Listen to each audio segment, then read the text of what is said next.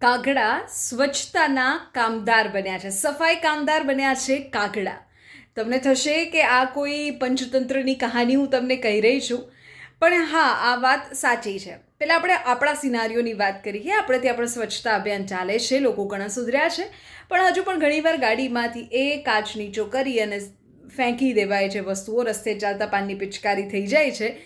પણ મારે તમને આજે સ્વીડનની વાત કરવી છે. માણસો છોડો, ત્યાંના કાગડાઓને તાલીમ આપવામાં આવી છે કે જાઓ અને કચરો ઉપાડી લો.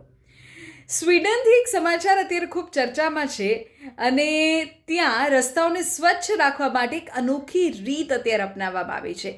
જ્યાં પણ સિગરેટના ઠૂંઠા દેખાય તો એને ઉઠાવવા માટે કોઈ કર્મચારી, સફાઈ કામદાર ન જાય, પણ કાગડાને તાલીમ અપાય છે કે જેથી કાગડો એ સિગરેટનું જે ઠૂંઠા છે તેને ઉપાડીને ડસ્ટબિનમાં નાખશે. આ પ્રોજેક્ટ કિપ સ્વીડન ટાઇટી ફાઉન્ડેશન દ્વારા શરૂ થયો છે. રસ્તા પર એક ખાસ પ્રકારનું મશીન મુકાયું જે સિગરેટના ઠૂંઠાને ઓળખે છે.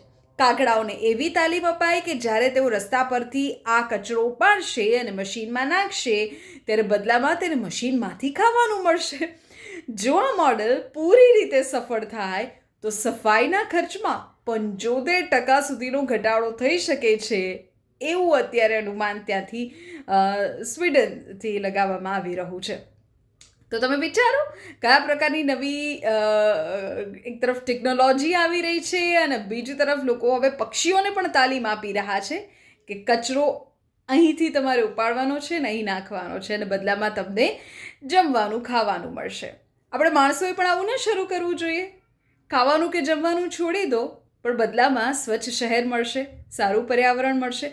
શું લાગે છે તમને, આવું તાલીમ કેન્દ્ર માણસો માટે શરૂ કરવું જોઈએ ખરું?